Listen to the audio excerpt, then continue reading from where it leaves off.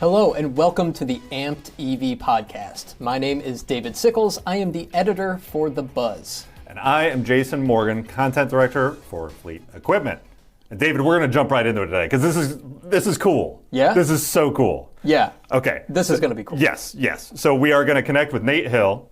Nate Hill is the Director of Zero Emission Vehicle Infrastructure and E-Consulting at Daimler Truck North America. He is out at their electric island, so they put in this electric charging location for medium and heavy duty trucks, and we have him on location. So we are going to go direct to him. This is the first time we've ever done anything like this. First time. This is going to be great. I'm really excited. Cool. It's very cool. Here we go.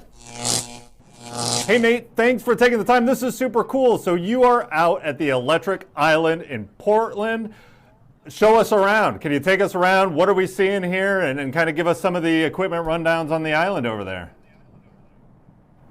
Yeah, Jason, great to be here with you. And I will take you on a tour of our electric island here in Portland, Oregon, right in front of our North American headquarters for Daimler Truck North America. So the electric island was an idea we came up with a few years ago, and we approached our local utility to do a collaboration. And our goal was to set up a public charging site that was suitable for commercial vehicles. And really in the US, as far as we know, as far as I know, the very first site of its kind where you can bring commercial vehicles in a public setting and charge here. So let me just do a quick tour here. If you look over here, down that road, we have a feeder line underground, and we pull power from that, about 5 megawatts worth of power, into a junction box here. That power comes underground over to these transformers over behind this side, and then runs over from the transformers where the power is converted from AC, high voltage AC, down into a usable 480 volts, and runs into our power garden, which is the area behind the fence over there.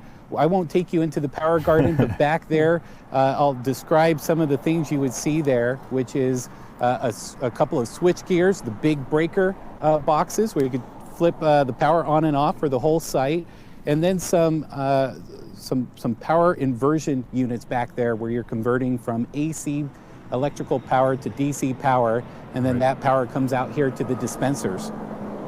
So let me show you where the vehicles come in. Yeah, we put a lot of effort.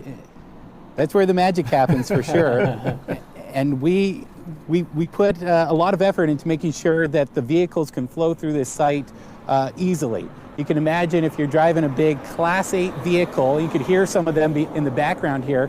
These big Class 8 vehicles with a 53-foot trailer, not easy to charge at existing public charging sites now. In fact, I had an opportunity with a colleague to drive one of our Class 8 vehicles from Portland down to California when we were delivering one of our test vehicles to a customer down there.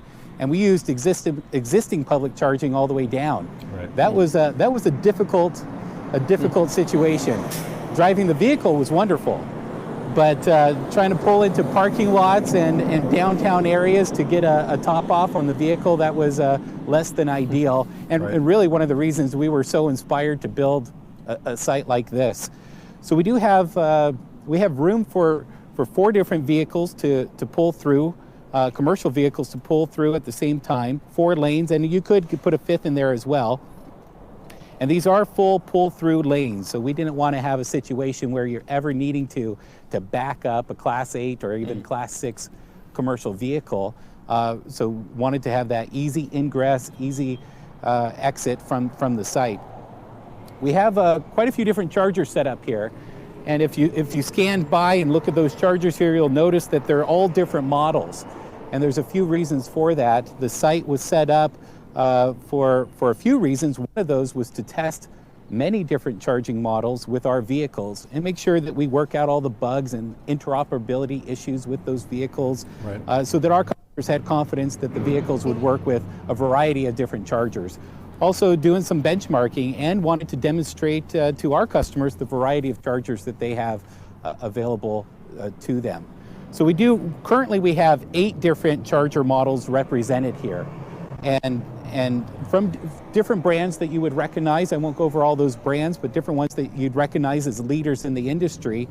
And we have room to put in 7 more. And we have a few more coming in the next months from from different manufacturers of charging equipment, and we'll be installing those and doing the same sort of tests that we've done on these chargers here. So Nate, two quick questions for clarification. So in terms of the brand of charger, I know Detroit offers its chargers with its e-consulting. Are you saying that you have a lineup of different charger brands there and that they're all able to charge the trucks?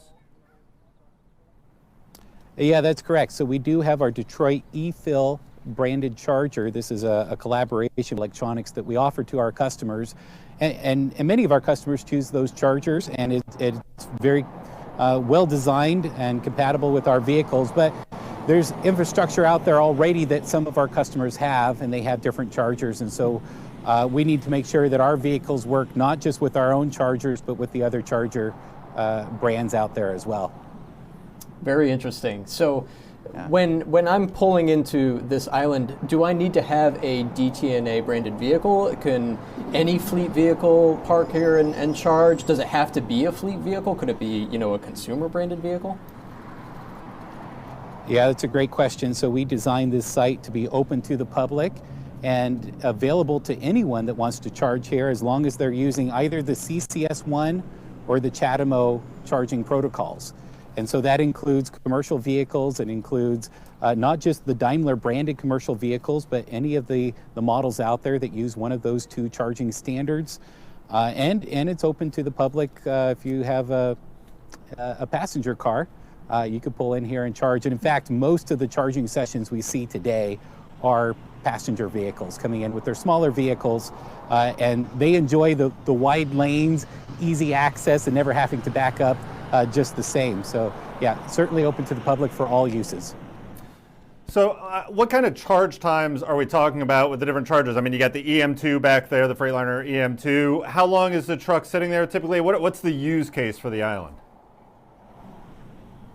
Yeah, we use the island for different things. Sometimes a truck will come in here and just top off, get a little additional range so that it can continue doing its testing. Other times it'll stay overnight and hook up to one of the 50 kilowatt chargers, charge overnight, and then deploy in the morning. We have, sometimes we use it just for testing, so they're here for 5 minutes, 2 hours, depending on how long it takes to do a particular test. The charger sizes vary here. Anywhere from a 20 kilowatt charger, DC fast charger, all the way up to 350 kilowatts right now. And then in the future, and we've protected in the architecture of the site for this, we will have megawatt charging available at this site as well. Well, and I did want to touch on that too, because you said that there is room to put a fifth lane in, and you have 7 more chargers that you can put in. Was that in the original plan? Did you plan for that scalability? That's an issue that a lot of fleet customers are trying to deal with right now. How do you plan for that kind of growth? Yeah, we did a few things at this site, knowing that we wanted that flexibility and some scalability. So the first thing we did when we brought power into the site, I mentioned we brought in up to 5 megawatts from the feeder lines here. If you look at the transformers, though, those transformers are undersized for that 5 megawatts right now, but the vault underneath and the box underneath that where the connections are made to support the transformers, those were oversized, so that in the future, when we do need that full capacity, we can have the utility, Portland General Electric, come and drop a new transformer on with minimal effort. There's some effort there, no doubt, to retrofit the site. But we tried to minimize the amount of construction that would be needed to retrofit or upgrade the site. A few other things we did was we put in trenches instead of just your more common trench where you're digging, putting in conduit and covering it with dirt. We have trenches precast in cement with a cap on it. So we can lift up that cap, run new conduit, run new cables, and get more capacity at the site that way. Also underneath the chargers, each of the chargers was installed, not bolted directly to the cement, but on a steel plate that's removable. And we could take off the charger, we could take out those plates and cut in a new bolt pattern for a new model of charger, and that simplifies the whole process from that perspective as well. We never want to cut or dig up cement or asphalt if we don't have to, so we put in these features early on to protect for that. If it comes to expanding the number of lanes, that's a little bit more difficult. We are constrained by land here. Right. The location of this site was chosen to be close to our headquarters, and that's going to be a ongoing constraint that always has to be dealt with, is the availability of land. Right, for sure. Well, and kind of zooming out, taking a little bit of a larger look here, DTNA recently announced a $650 million investment in partnership with NextEra Energy Resources and BlackRock Renewable Power to establish a nationwide charging network for medium and heavy duty trucks. It sounds like you've learned a lot of lessons here at this electric island, being able to pull the trucks through all the way through, scalability. Do you see this being a blueprint for those nationwide locations, or what other lessons have you pulled that you can kind of take to that project? Yeah, it's a great question, and certainly one of the reasons we wanted to do this site as early as possible is so that we can gain the information and knowledge, the experience of putting a site like this in. And we have learned some things from the ingress and egress of the vehicles at the site, from the way you lay out the site, the sort of features that you put into the site to make sure that you can retrofit and upgrade in the future at minimum cost. All those things will be taken forward in this proposed joint venture with BlackRock and with NextEra Energy when we go and build these sites out in a bigger way across the nation. And we'll continue to learn. And folks mentioned that this might be a blueprint. I think we've learned enough now after doing this site that the future sites will certainly carry some of these features forward, but not all of them.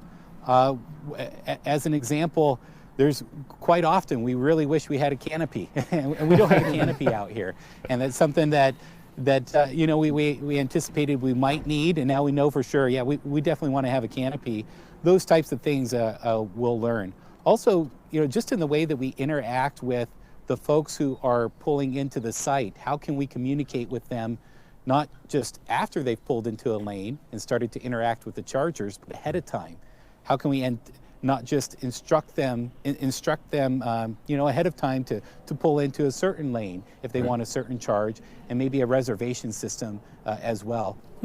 So lots of lessons learned to this point. We will continue to learn, and also learning a lot about interoperability standards. And there's a lot of standards out there, and they're pretty well defined, but there's a lot of flexibility in the interpretation of those standards, which can create problems and a less than ideal charging experience at times. So we're working through those, and all of those lessons will be carried forward into this joint venture as well.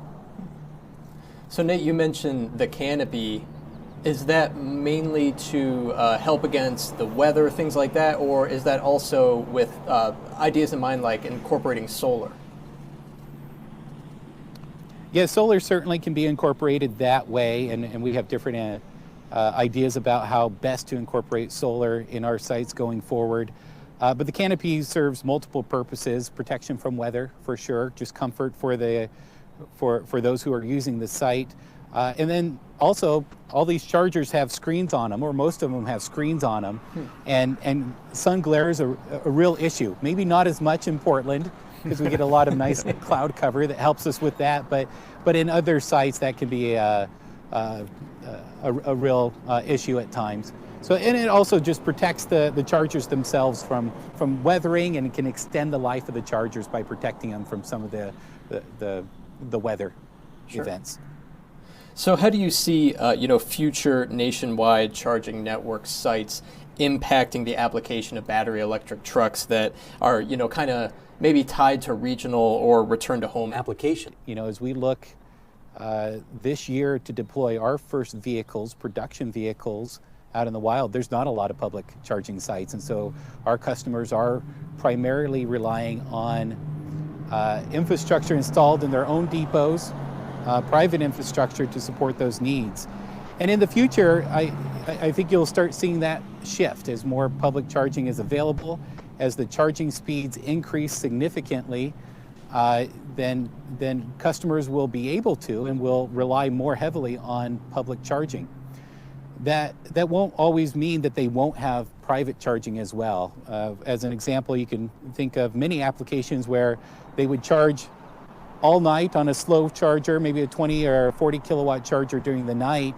And then during the day, mid-shift, stop off at a public charging site where they can at least extend their range, if not extend, replenish their batteries completely to go about their route.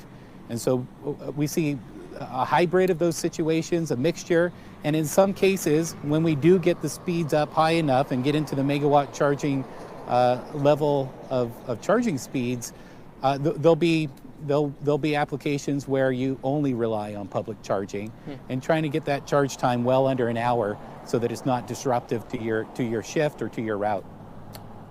Right, for sure. Nate, this has been incredible. Thank you so much for bringing us to your electric island. I think you get the award for the first on-location correspondent here on AMP, so we really appreciate it. This has been a blast. We've learned a ton. Thank you so much for taking the time. Thank you. I enjoyed it as well. Thank you, David and Jason, very much.